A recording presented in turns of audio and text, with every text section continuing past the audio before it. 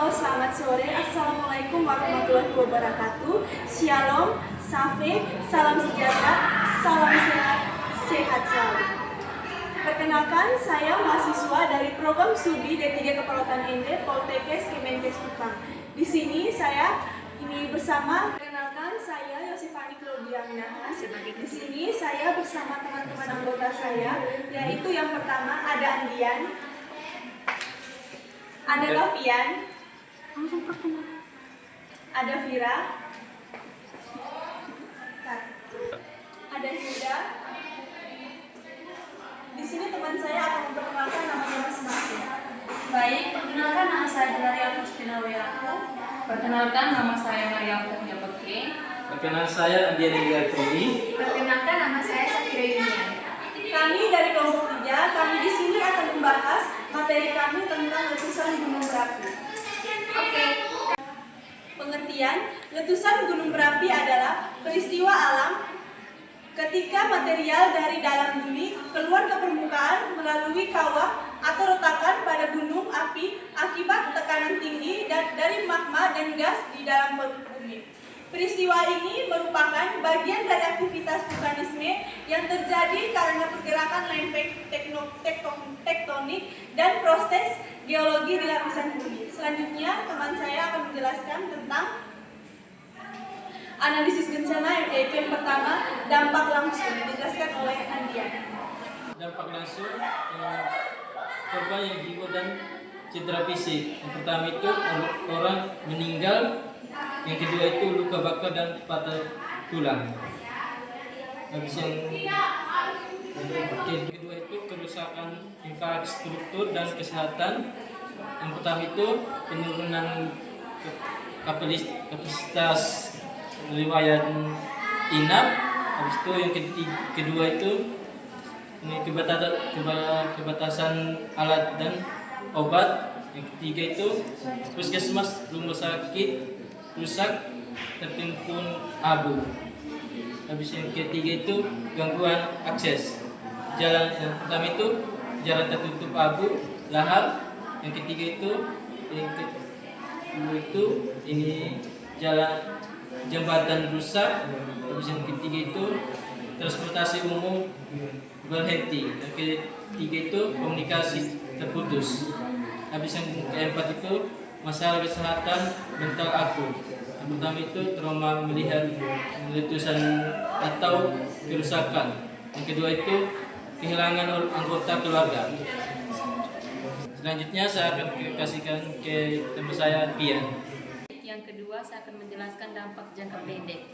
Dampak jangka pendek adalah masalah kesehatan yang sering muncul setelah bencana terjadi akibat lingkungan yang tidak sehat dan keterbatasan pelayanan. Itu yang pertama, penyakit yang ditularkan melalui air. Penyakit yang ditularkan melalui air terjadi karena air bersih tercemar sehingga menyebabkan diare akut. Jika tidak ditangani dapat berujung pada dehidrasi, terutama pada balita dan lansia. Yang kedua itu penyakit yang ditularkan oleh vektor. Itu lingkungan pasca bencana memudahkan perkembangan nyamuk sehingga meningkatkan risiko demam berdarah dan malaria.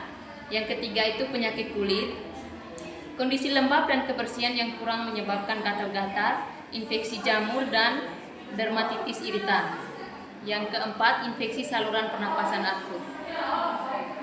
Infeksi saluran pernapasan akut. Infeksi saluran pernapasan akut terkait debu, asap dan kepadatan pengungsian memicu pasca bencana berlangsung lama tanpa penanganan optimal. Yang berikut kekurangan pangan dan gizi. Itu yang pertama, keterbatasan makanan menyebabkan penurunan asupan kalori, resiko gizi kurang dan umumnya daya tahan tubuh berkurang. Terus yang berikut perburukan penyakit kronis. Penyakit kronis itu yang terkait hipertensi, diabetes dan PPOK dapat memburuk karena pengobatan tidak teratur dan stres berkepanjangan. Yang terakhir, masalah kesehatan ibu dan anak. Itu terjadi gangguan tumbuh kembang anak, risiko BBLR dan ISPA pada balita, serta stres dan kecemasan pada ibu. Yang berikut teman saya. Yang ketiga, dampak jangka menengah, yaitu ada ini penyakit menular, yaitu ISPA atau yang disebut dengan infeksi saluran pernapasan akut. Itu tuh ini akibat ini infeksi pada hidung, tenggorokan atau paru-paru, gejalanya batuk, pilek, demam atau sesak napas. Yang ketiga, dampak jangka menengah, yaitu ada ini penyakit menular, yaitu ISPA atau yang disebut dengan infeksi saluran pernapasan akut. Itu tuh ini akibat ini infeksi pada hidung, tenggorokan atau paru-paru, gejalanya batuk, pilek, demam atau sesak napas. Yang kedua itu ada ini diare. Itu tuh terjadi karena ini buang air besar, ini cair dan sering, biasanya karena makanan atau air yang kotor bisa menyebabkan dehidrasi atau kekurangan cairan. Setelah itu di penyakit kedua itu ada penyakit kulit. Ini yaitu gatal, ruam atau infeksi kulit akibat kebersihan kurang terjaga atau air yang tercemar. Setelah itu ada ini masalah gizi. Masalah gizi itu ada yang pertama yaitu distribusi makanan yang tidak merata. Distribusi makanan yang tidak merata yaitu ini bantuan atau persediaan makanan tidak sampai ke orang yang membutuhkan. Setelah itu ketersediaan pangan terbatas, yaitu jumlah makan sedikit misalnya karena gagal panen atau ini yang terjadi oleh letusan gunung berapi. Setelah itu ada asupan kurang bergizi. Itu tuh akibat makanan hanya sekedar kenyang atau kurang protein, vitamin atau mineral, bisa menyebabkan ini lemas, anak sulit tumbuh dan mudah sakit. Setelah itu ada penyakit berbasis vektor. Penyakit berbasis vektor itu ada 3. Yang pertama itu demam berdarah atau disebut dengan DBD, disebabkan virus dengue yang dibawa oleh nyamuk. Gejalanya demam tinggi, nyeri tubuh, bisa berbahaya jika terlambat ditangani. Setelah itu ada malaria. Setelah itu ada penyakit saluran pernapasan, bisa meningkatkan karena lingkungan kotor, lembab atau banyak genangan air. Setelah itu di dampak jangka menengah itu ada masalah gizi. Yang pertama itu ini ada yang terakhir gangguan kesehatan mental. Gangguan kesehatan mental itu ada yang pertama yaitu gangguan kecemasan. Gangguan kecemasan itu terjadi karena rasa takut atau khawatir berlebihan dan sulit dikontrol. Setelah itu ada depresi ringan hingga sedang, yaitu berkepanjangan hingga ini sulit semangat, sedih, dan sulit menikmati aktivitas akibat terjadinya bencana tersebut. Setelah itu ada gangguan tidur, sulit tidur atau sering terbangun karena malam hari karena takut terjadi lagi bencana. Setelah itu ada trauma pada anak, yaitu anak menjadi takut dan mudah menangis atau perubahan perilaku setelah mengalami kejadian yang menakutkan, yaitu letusan gunung berapi tersebut. Setelah itu yang keempat dijelaskan oleh teman saya. Baik, yang keempat itu tuh dampak jangka panjang. Yang pertama tuh gangguan kesehatan kronis. Gangguan kesehatan kronis itu yang pertama kerusakan paru-paru, batuk, sesak napas, dan asma. Itu misalnya paparan abu vulkanik berulang masuk ke saluran napas dan mengiritasi paru-paru sehingga fungsi pernapasan itu tuh menurun dan penyakit itu pernapasan menjadi lebih berat. Terus yang kedua itu tuh masalah kesehatan kronis penyakit tidak menular. Itu tuh yang pertama hipertensi, diabetes, penyakit jantung atau kondisi kesehatan memburuk. Itu tuh misalnya seperti keterbatasan obat dan layanan kesehatan, menghambat pengobatan rutin, stres, terus kelelahan dan kekurangan gizi di pengungsingan, memperparah penyakit kronis. Terus yang ketiga itu tuh kerusakan sistem layanan kesehatan. Itu yang pertama, fasilitas kesehatan tidak berfungsi optimal dan pelayanan terganggu.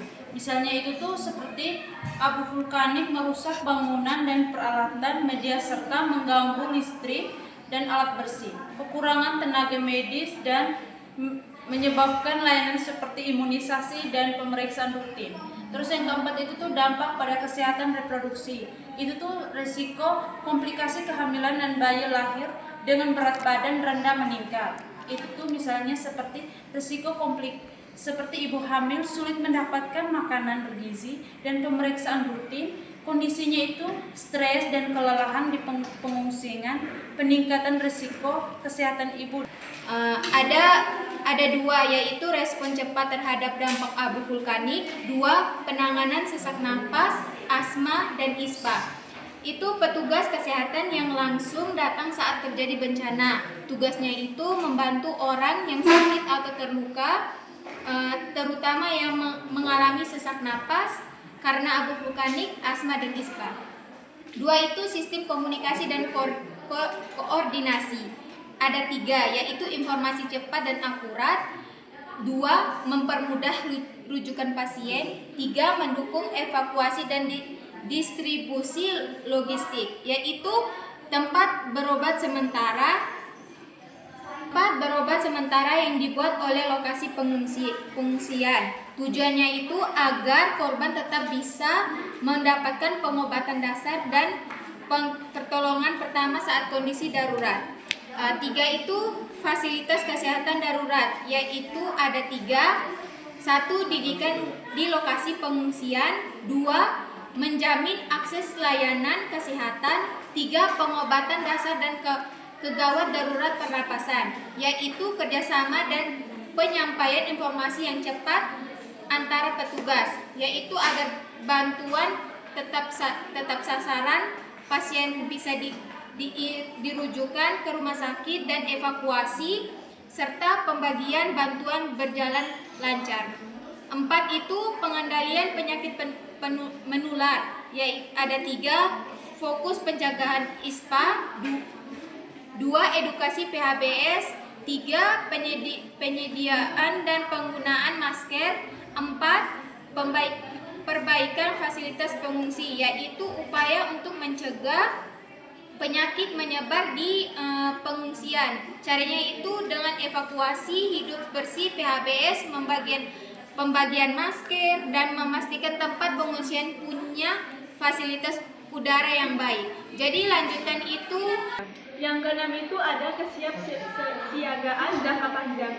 Itu ada 4 poin. Yang pertama, analisis risiko dan pemetaan bencana. Kami jelaskan yang pertama dulu, analisis risiko dan pemetaan bencana. Yaitu yang pertama, mengurangi korban bencana. Itu karena sudah tahu langkah pencegahannya. Setelah itu yang kedua, mempercepat evakuasi karena jalur penyelamatan sudah direncanakan. Yang ketiga itu penentuan lokasi pengungsian yang aman. Itu tuh sebelum terjadinya bencana. Intinya kita sudah siap sebelum bencana terjadi.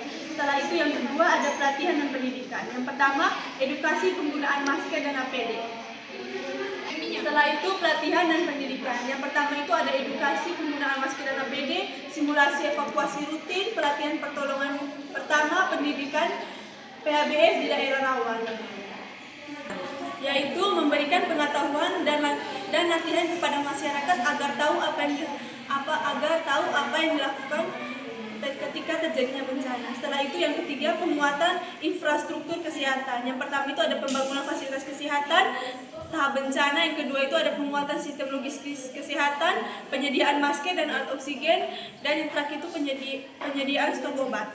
Itu tuh agar memperkuat fasilitas dan perlengkapan kesehatan agar siap saat terjadinya bencana. Setelah itu, poin yang keempat, integrasi kesehatan mental. Yang pertama itu ada layanan konseling di pengungsian, dukungan psikososial bagi anak dan ibu, program pemulihan trauma berbasis. Itu tuh agar memperhatikan kondisi psikologis korban dan bencana. Itu tuh supaya ini bukan hanya fisik yang dirawat, tapi juga mental dan perasaan menjadi korban yang harus dirawat. Sekian dan terima kasih. 3. Jadi kesimpulannya itu persiapan bencana yang baik dan menyelamatkan nyawa, tindakan tepat saat bencana sangat penting untuk keselamatan. Jadi baik, terima kasih. Kami berdua mewakili kelompok kami. Sekian dan terima kasih. Selamat sore. Assalamualaikum warahmatullahi wabarakatuh. Shalom, salve, salam sejahtera untuk kita semua. Salam sehat, sehat selalu. Dadah.